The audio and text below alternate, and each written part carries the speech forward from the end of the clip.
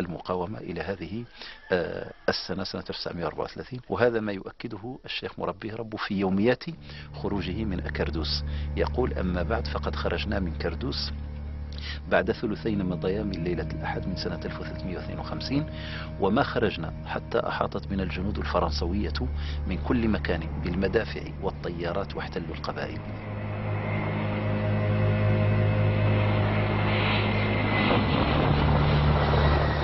En 1934, la France réussit à soumettre le Haut-Atlas, la vallée du Dra et les oasis du sud. Kerdous est pilonné par l'aviation française. Les tribus d'Aït Bahamran sont encerclées. La conquête du Maroc aura duré 22 ans. Aujourd'hui encore, Kerdous, emblème de la résistance, porte les traces de la violence des combats et la disproportion des moyens engagés.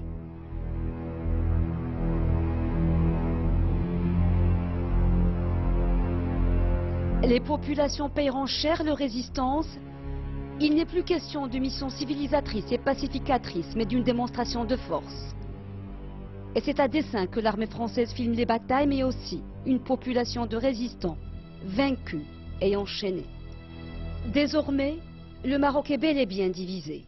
الاتفاق بين اسبانيا وفرنسا قسموا الارض اللي ما كانتش مقسمه. هذا التقسيم كله تقسيم استعماري، وهذا فرنسا من هذا الشمال هذا الجنوب تندوف، هذا كله تقسيم استعماري. لا المغرب غايب عنه والسكان غايبين عنه طبعا. Présents en Mauritanie, les Français s'emparent de Tindouf et encerclent les derniers résistants sahraouis. Les Espagnols, eux, depuis Ifni, contrôlent le territoire et enrôlent même des auxiliaires parmi les nomades.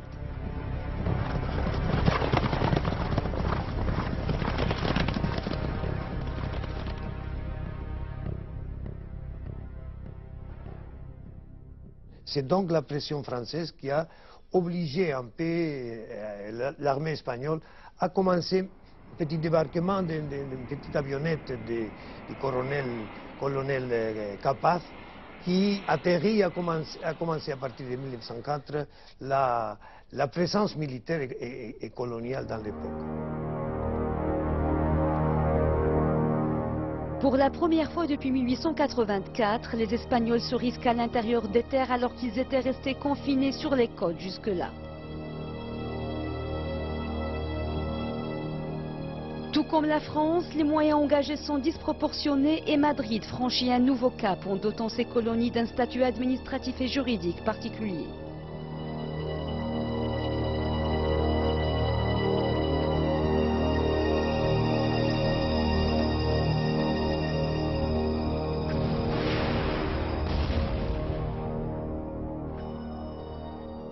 El territorio del Sáhara queda dividido en dos jurisdicciones distintas.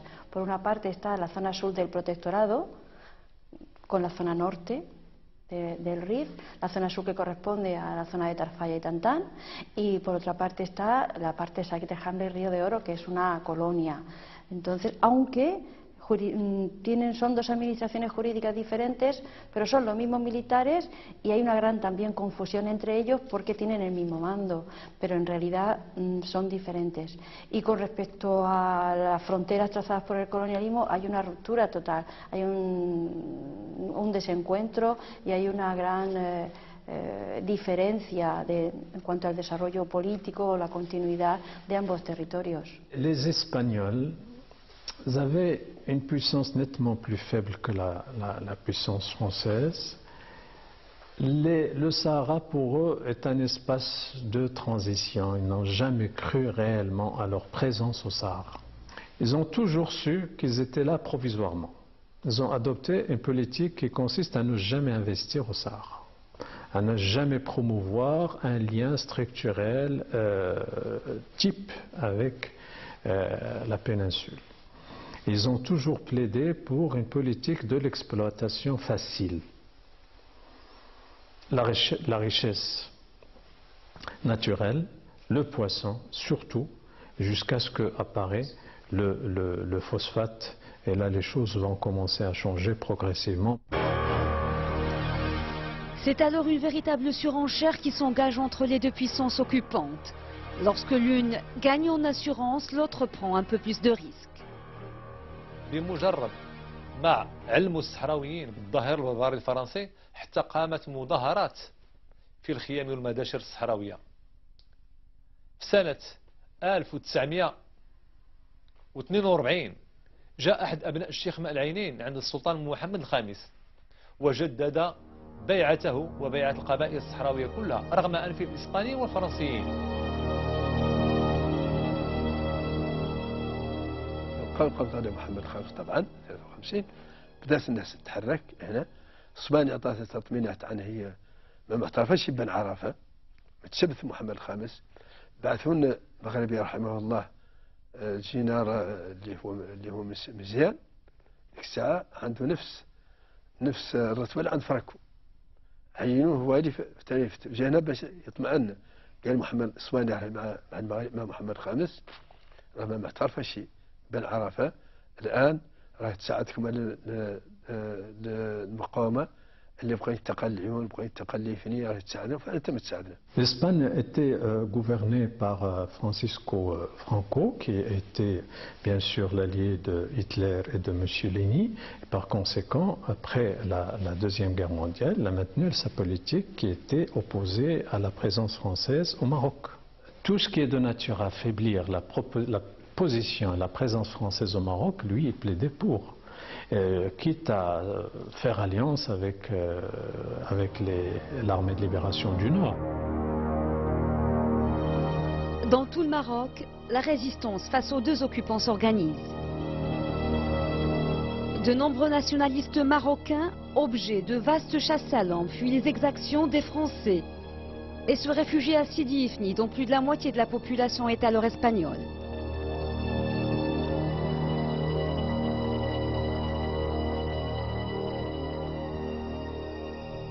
أنا من جملة الناس اللي مشات ليفني في 54 وكون تما إطار ديال المقاومة اللي داير ارتباط بالدار البيضاء اللي تيزودوا بالوسائل الممكنة ديك الساعات الأسلحة ديال الإمكانيات المادية وفي نفس الوقت تستقبل اللاجئين اللي هربوا من متابعة الجيش الفرنسي.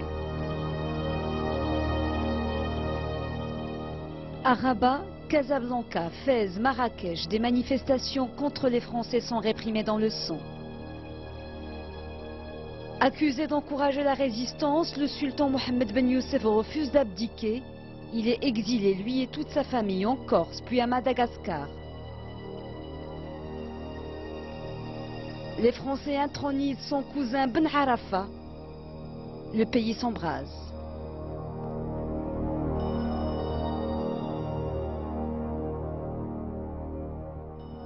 عندما نتفهم محمد الخامس الناس ما تلاو يضحوا العلايات ما تلاو يلبسوا اللباس الفاخر ولا تلاو مثلا شيء مثلا من حالة التزيين ما تلاو الناس يديروها لأنها إلى منين طالبوا الناس العشر شي نقولوا احنا العشر وهو مثلا ضريبة يقبضوها النصارى منعوها الناس ما يمكننا نعطوها إلا بأمر من الملك. قالوا الملك منفي قالوا حد الملك منفي ما يعطي شيء ما يعطي. ملي رجع محمد الخامس صبح الانعكاس اللي كان عنده في الدار البيضاء ديال الحماس كاين في فني كاين في العيون كاين في تندوف كاين في هذه الفتره هذه كلها والناس طالبين يلتحقوا بالمغرب.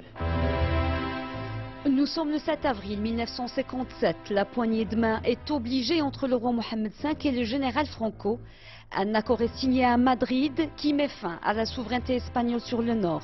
Le Maroc retrouve la même année Tanger, soumise jusque-là à un statut international. À partir d'une indépendance donnée à la force, que l'Espagne s'est attachée au territoire du sud, Ifni, Tarfaya et Sahara, avec une volonté de ne pas céder ces régions. Le moment est historique.